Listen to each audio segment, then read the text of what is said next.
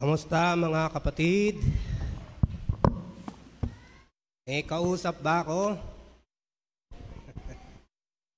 Magandang umaga sa bawat isa sa atin. Mga taga-Kalapan, nandito. Mga taga-Bubog, taga-Pag-asa, taga-Ansiray, taga-Mabini, taga-Asinan, taga-Abangan, taga-Palengke. May mga kasama tayo. Kaya, ang sabi po sa Hebrews 10:25, huwag nating pababayaan ang mga pagtitipon. Amen ba? Diyan tayo kumukuha ng lakas. Diyan tayo kumukuha ng pagkain. Kaya alam ng sumulat ng Hebreo na huwag natin palalagpasin ang mga pagtitipon. Ang dapat pa nga, dagdagan pa natin. Hindi bawasan ng mga pagtitipon. Kasi makakasurvive tayo sa bago dumating ang Panginoon kapag hindi tayo uma-absent. Kaya nawa meron tayong natutunan kay Sister Rodalyn. Diba, Roda? Hallelujah! At nangungusap ang ating Panginoon ng very personal, tsaka very unique. At yung kaparaanan niya para pagsabihan tayo ay hindi pare-parehas. Kaya i-deal tayo ng Panginoon personally. Ang bilang nga ng buhok natin, alam niya. Ang mga pangalan natin na binigay ng ating mga magulang, isinulat sa palad ng Diyos. Ganon tayo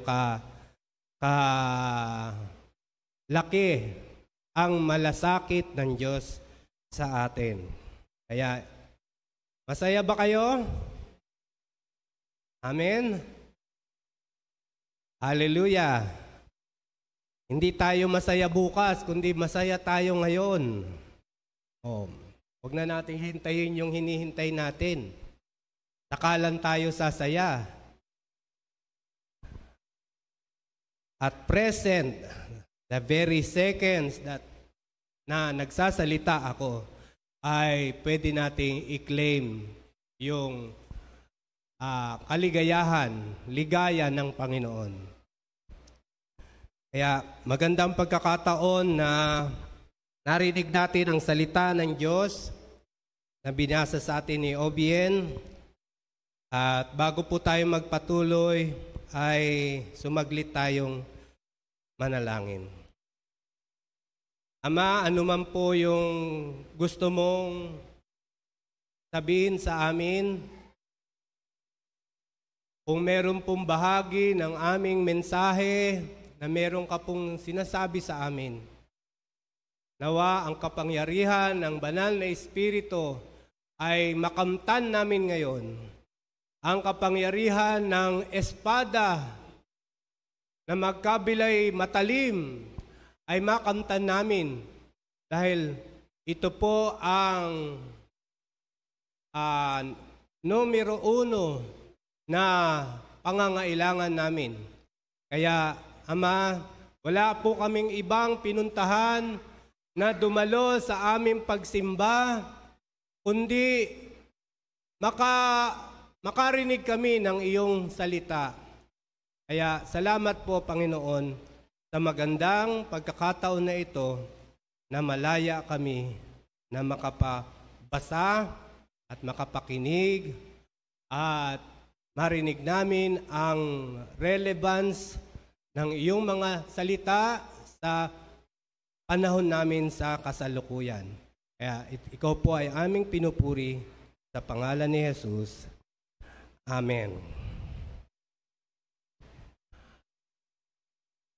Hindi natin madalas mapakinggan ang salitang ito.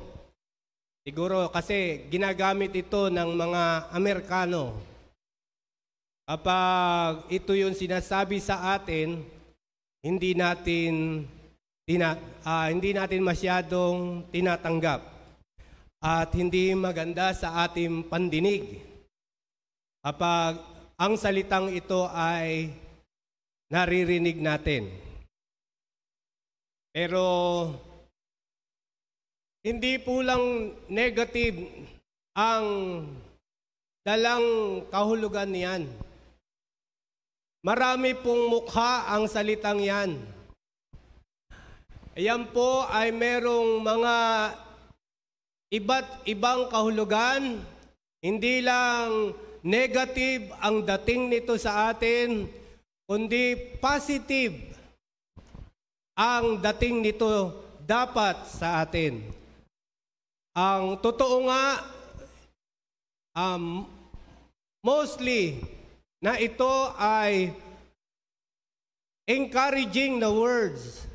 Ito ay napakaganda na ugali, asal. Ito yung style ng ating buhay na magiging gawi natin o mapapakinggan natin ang sinasabi dito. At ang salitang yan, maraming location, maraming area, maraming reference na makikita natin ang meaning na yan. At marami ding bahagi ng Biblia na ito ang tinutukoy. Sabi dito sa Amos 8:11, ang mga araw ay dumarating. Si Amos ay nagsasabi yan ng mga darating na kaganapan. Hindi pa nangyayari, future pa. At kilala ang mga prophet na sila ang binibigyan ng Diyos ng mga pangitain kung ano ang mangyayari sa hinaharap. Meron silang future vision na bigay ng Diyos. Ito hindi galing sa kanila. At sabi nila, merong araw, ito ay darating. At ang Panginoon Diyos ay merong gagawin sa darating na yan. Ito ay galing sa Diyos. Pararatingin niya ang araw na ito. At ano yung pararatingin niya? Sabi niya, ako'y magpapasapit. Ang Panginoon Diyos ay kumilos para ang araw na ito ay darating. At sabi niya, ano itong darating? Magpapasapit ang Panginoong Diyos ng kagutom sa lupain.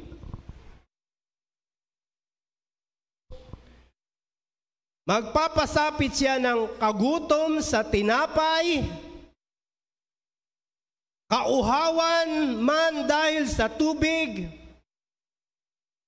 Magpaparating siya. Ano itong tinutukoy niya na magkakaroon ng kakulangan o baka walang makain? Literal ba to na tinutukoy niya? Maaari nating masabing hindi.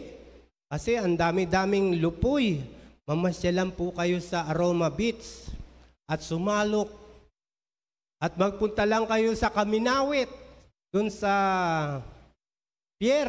Nagkalat ang lupoy. Pag hindi nakatingin yung may-ari, pwede kayong kumuha doon pang ulam nyo sa almusal.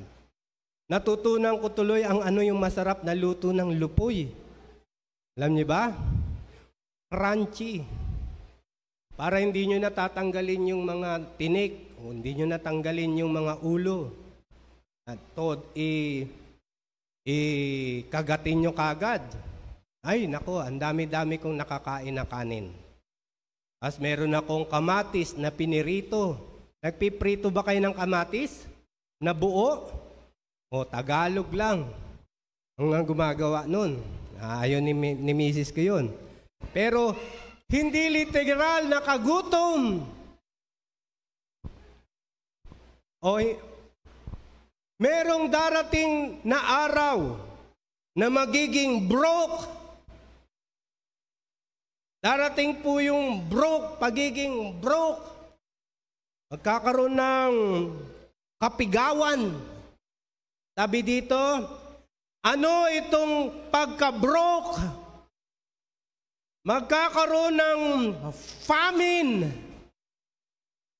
kundi sa pagkarinig ng mga salita ng Panginoon.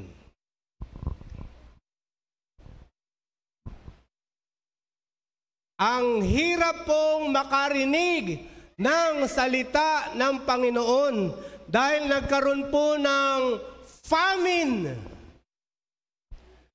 Ibig sabihin, ang buong bayan, buong probinsya ay magkakaroon ng kagutom at ang pagiging broke na ito, na wala silang na-harvest na pagkaunawa sa salita ng Diyos.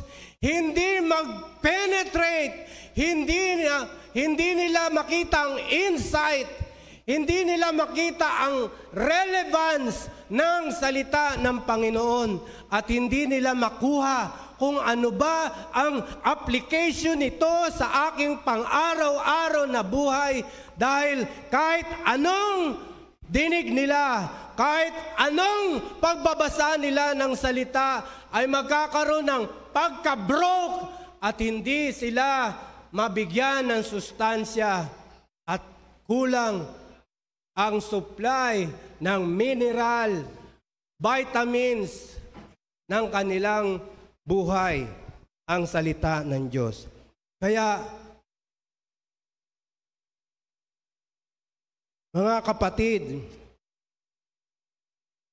God is referring that the land will be broke. Nararamdaman ba natin ito sa ating bayan? Nararamdaman ba natin ito sa ating kwerpo? Sa atin na mga soldier na ang hirap magkaroon ng puwang ang salita ng Diyos sa ating buhay dahil nagkaroon ng famine.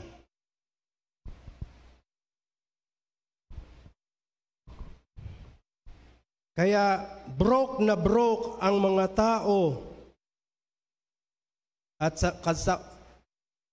ang manifestation ng Panginoon Diyos, ang manifestation ng Holy Spirit,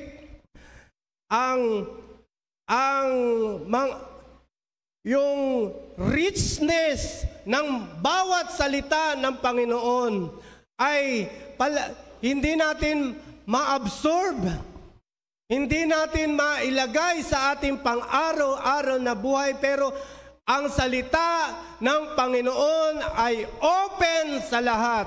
Ito ay milyonaryo tayo sa presensya ng Biblia. Wala tayo sa komunista na lugar. Wala tayo doon sa majority ay mga Muslim, majority ay mga Hindus. Wala tayo doon sa ganun lugar. Kaya very abundance ang presensya ng salita ng Diyos. Ang sinasabi niya dito, yung understanding natin sa salita ng Diyos.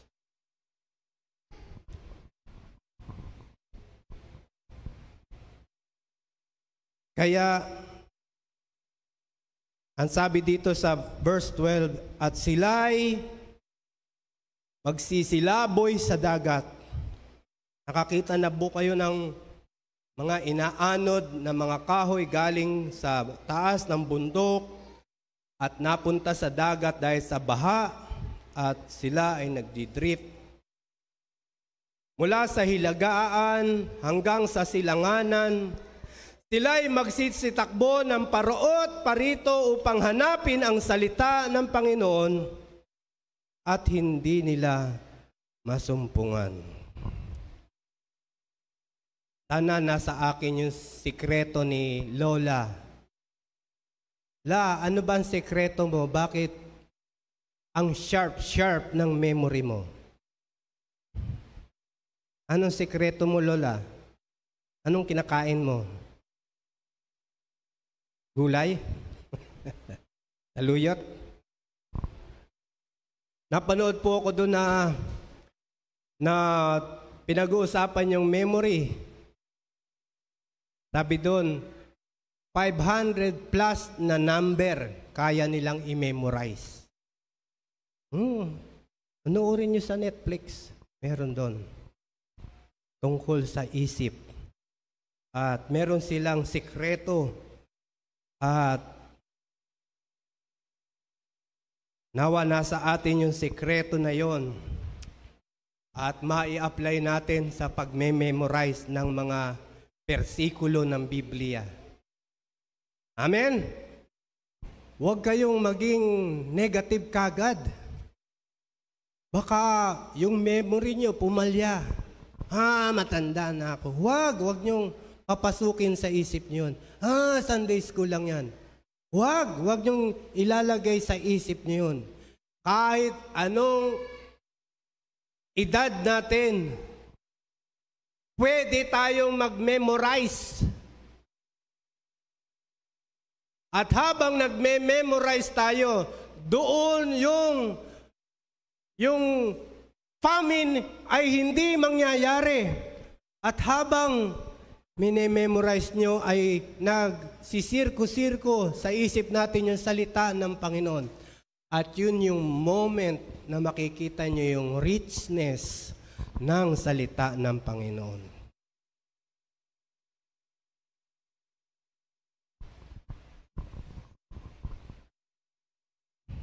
Kaya kakain tayo ng gulay para hindi tayo mag-umpisa na yung demensya. Nire-rebuke natin yon kapag nagme-memorize tayo ng salita ng Panginoon. At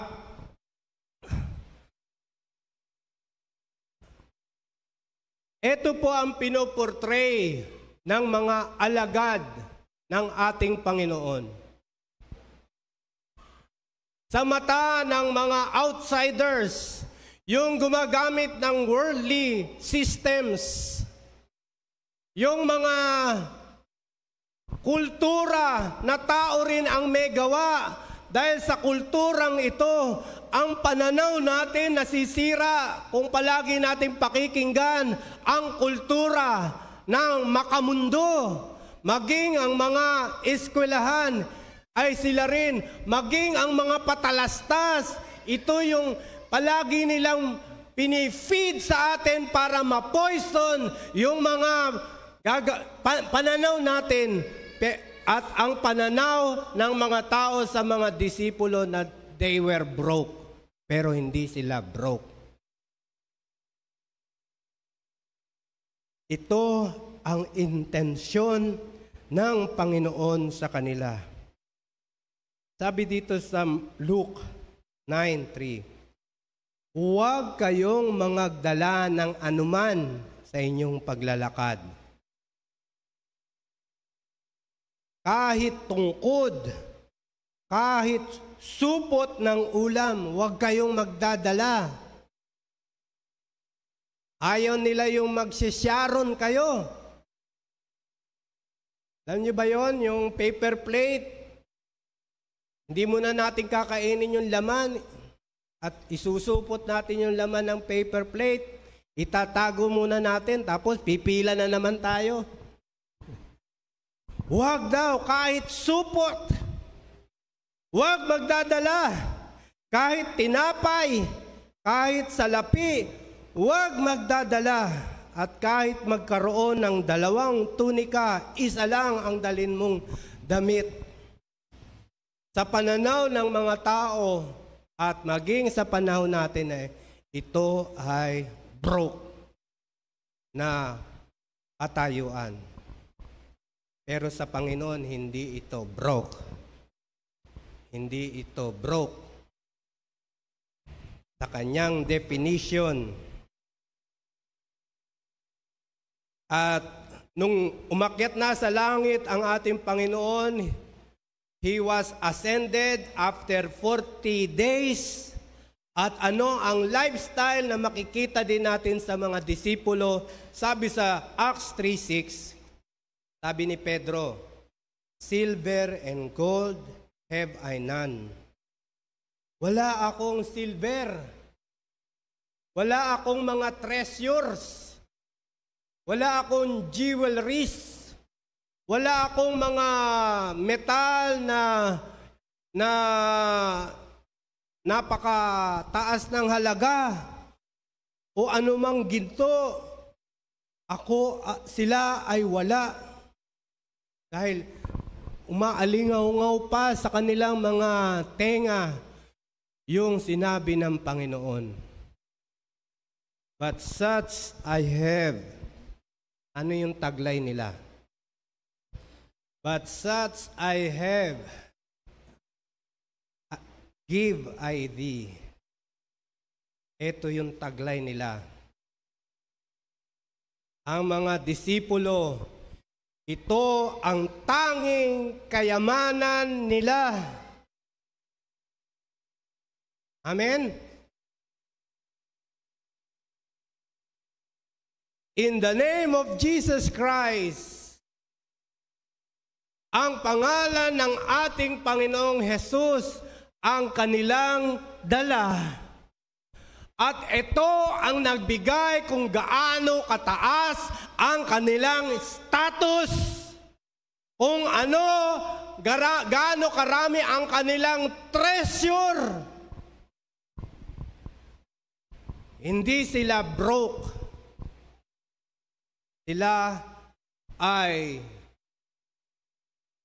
bilyonaryo at higit pa sa bilyonaryo dahil hindi natin matutumbasan ang pangalan ng Panginoong Hesukristo na taglay nila o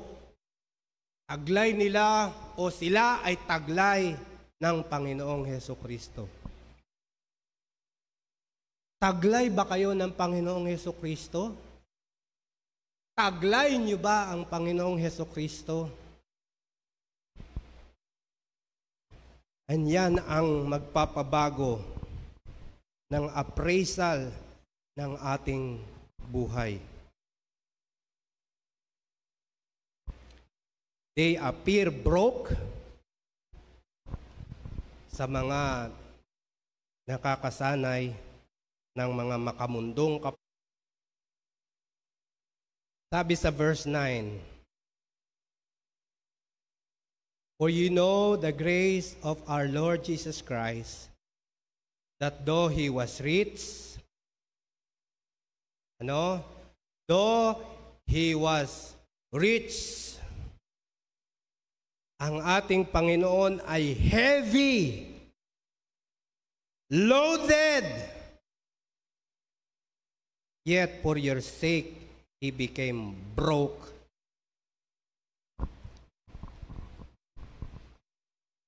He became bankrupt. God exhausted His riches.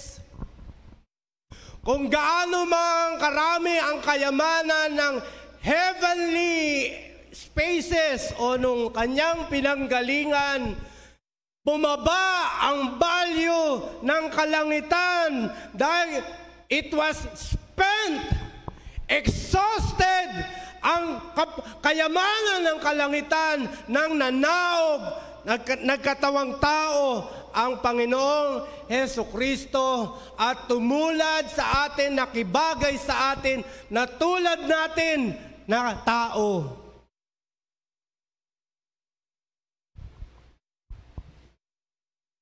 All the value of heaven depends upon Jesus.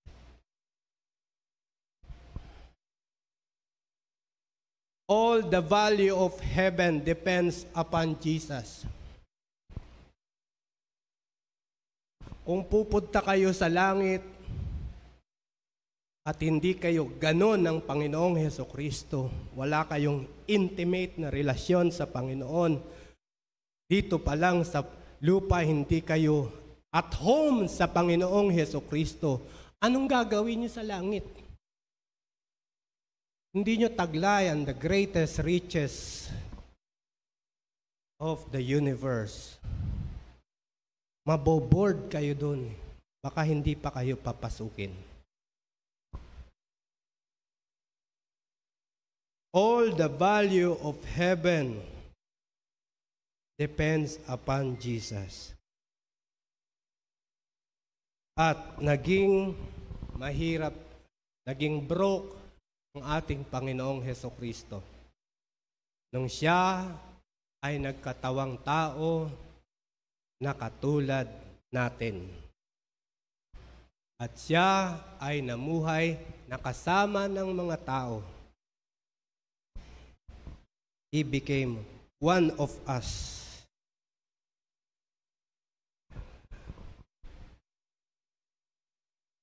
Pag nilay-nilayan natin ang katagang ito,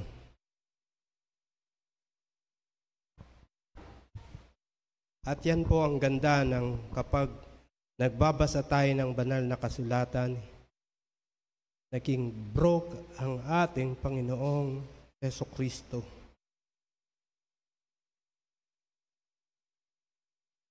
Para sa atin.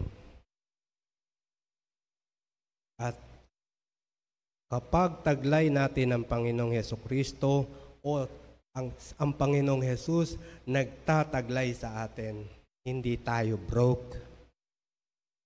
Amen? Though you through His poverty, sabi doon, yung pagka-broke ng ating Panginoong Hesukristo para tayo ay maging rich. Kung wala ang Panginoong Hesukristo, kung hindi nyo tinataglay ang Panginoong Hesukristo na binibilang nyo siya na siya lang ang treasure, siya lang ang most expensive sa inyong buhay, na siya ang center ng inyong buhay, kung wala ang Panginoong Jesus, broke nga kayo.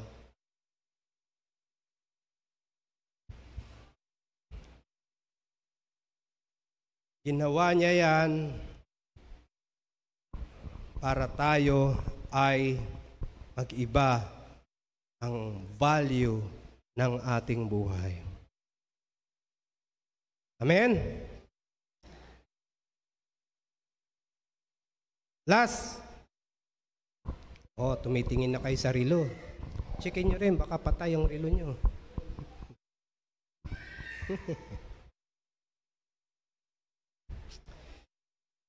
God preferred us more.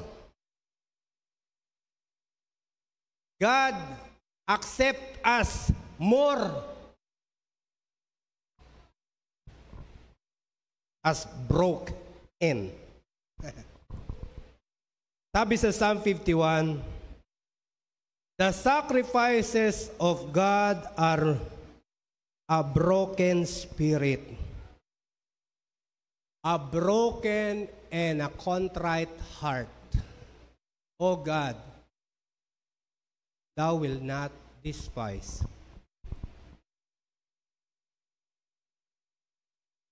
Ano yung masarap sa pang-amoy ng Panginoon?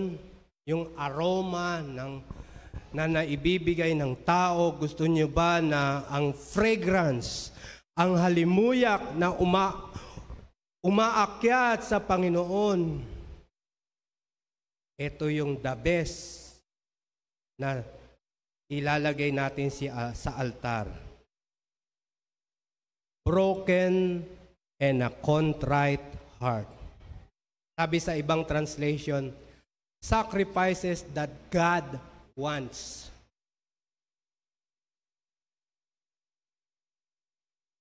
Ito yung dinidesire ng Panginoon.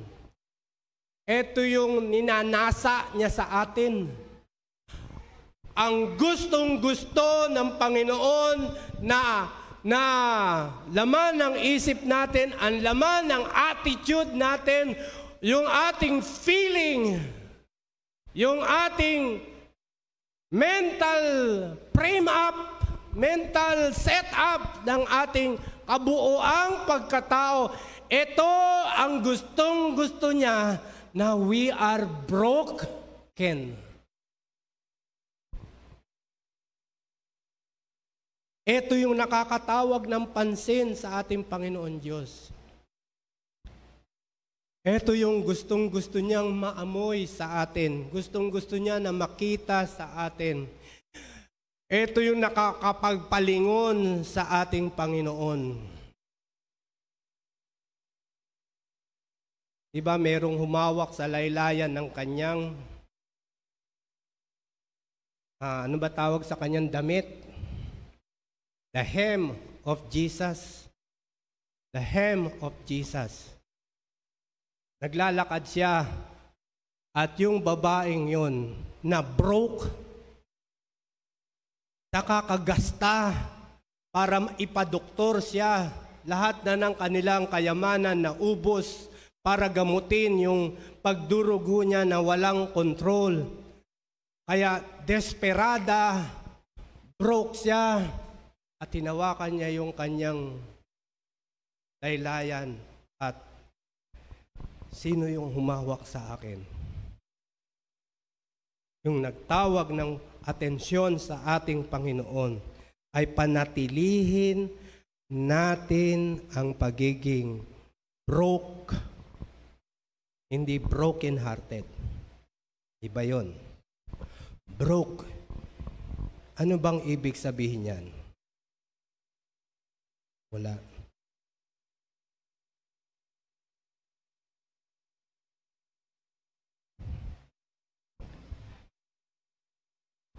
Ang ibig sabihin niyan ay kapag ang grace ng Panginoon ay nag-grasp tayo, kapag ang grace ng Panginoon nag-grasp tayo, ang tanging response natin, unworthiness. Ang tanging response natin, kung talagang naunawaan natin ang richness of the grace of God, ang tanging reaksyon natin, yung reflex na lalabas sa atin ay unworthy, undeservedness. Yung bang reaksyon na bukas, lalagyan ka na ng lethal injection. O kaya bukas, nasintensyahan ka na, nadadaling ka na sa jail nang walang katapusan, na dito mo na spend ang iyong lifestyle. Diyan kayo lalagay. Can you imagine na malagay dyan? Gigising kayo, diyan kayo nakalagay. May free time. May free time kayo, diyan kayo nakalagay. Tapos inantok kayo. Yan ang gagawin nyo. At tapos, yung grace ng Panginoon, sinabi, hindi na kayo pupunta sa jail. Hindi na kayo i-injectionan ng lethal injection. Ano yung reaksyon ninyo? Sobra kayong mapagpasalamat. Huwag niyo pong kakalimutan yun. Yung ganong. Para ma-check tayo palagi. Huwag nating aalisin yung ganyang attitude. Yung ganyang, hindi ko deserve, Panginoon. Buti na lang, dapat na akong ilagay dyan. Lahat tayo dapat na ilagay dyan. Hindi pa tayo pinapanganak, guilty na ang status natin. Dahil dun sa na-transfer na guilt na in-establish ni Adan at ni Eva. Kaya paglabas pa lang sa tiyan natin, dapat ilagay na tayo dyan. Because of the richness of the grace of God through Jesus Christ. Hindi tayo deserving yung sentensya sa atin, yung verdict sa atin. Kaya hindi mauubos yung pagpapasalamat natin. Thank you, Lord. Salamat, Panginoon. Unworthy ako, Panginoon. Hindi na ako nag-iisip pa na wala kang utang sa akin, Panginoon. Ako ang maraming utang sa iyo. Sense of indebtedness, sense of unworthiness, sense of undeservedness. Huwag nating aalisin sa attitude natin yan.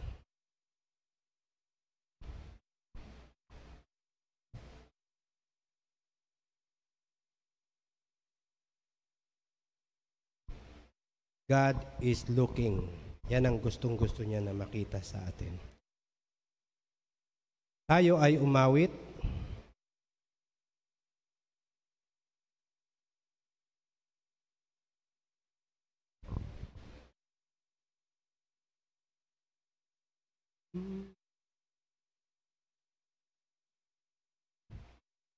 Buhay na tapat para kay Jesus. Paligayahin siya sa gawain, maging matapat, may layat galak, itong landasin ng biyaya ko. Jesus kong manunubos, sarili alay ko pagkat sa pagligtas mo, buhay mo'y binigay, ika'y tanging puon ko, puso ko'y iyong trono, ako'y mamumuhay ngayon sa iyo, Panginoon. Buhay na tapat para kay Jesus, paligayahin siya sa gawain, maging matapat, may layat galang, itong landasin ng biyaya ko. Jesus kong manunubos, sarili alay ko, pagkat sa pagligtas mo, buhay mo'y binigay. Ika'y tanging poon ko, puso ko iyong trono, ako'y mamumuhay ngayon sa iyo, Panginoon. Tumayo tayong lahat. Basahin ng mga babae. Next verse.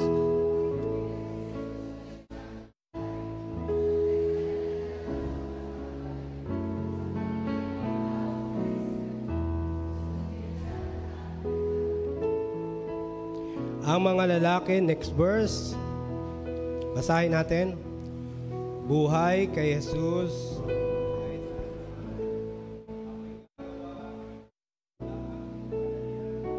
Handang magdusa ng kahirapan, bawat tukso ay bahagi ng krus.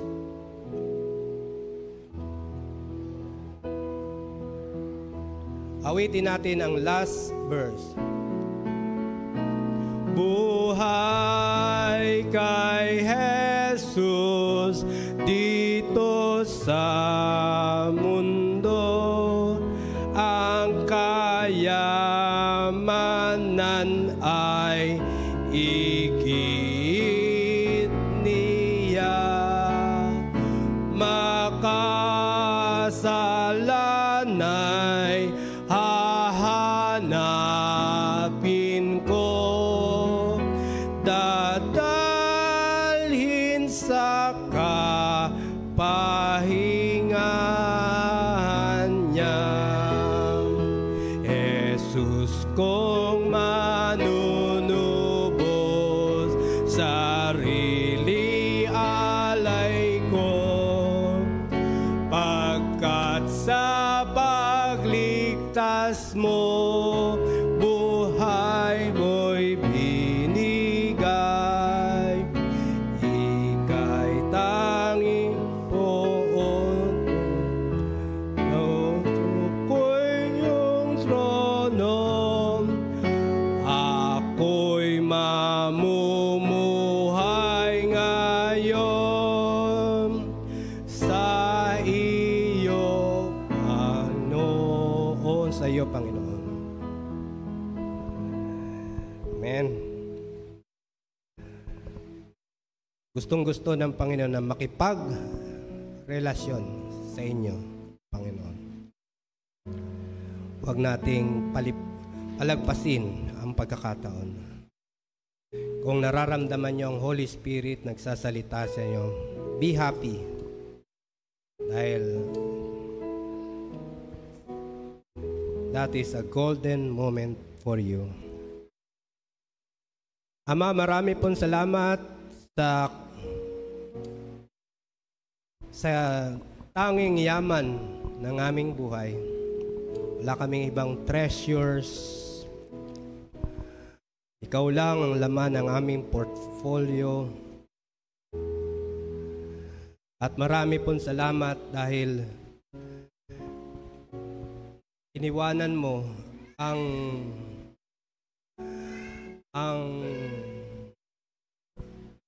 kayamanan sa langit, ang lahat-lahat para sa amin. Salamat po, Panginoon. Pinupuri ka namin at dinadakila. Nawa, Panginoon, habang namumuhay kami sa mundong ito, ay ang bukang bibig namin ay hindi kami deserving, Panginoon. At yung mga abilidad na binigay mo sa amin, hindi kami deserving, Panginoon. Yung mga properties na meron kami, hindi kami deserving, Panginoon. The sacrifices of God are broken spirit, broken and a contrite heart, you will not despise. Ang biyaya ng Panginoong Hesus, ang pag-ibig ng Diyos Ama at ang pakikisama ng Banal na Espiritu ay sumama sa atin ngayon at magpakailanman. Amen. Hallelujah. Recruit class, mamaya, andyan si Didit, tsaka si Jayman, tsaka si Krian, at kung meron pang interesado,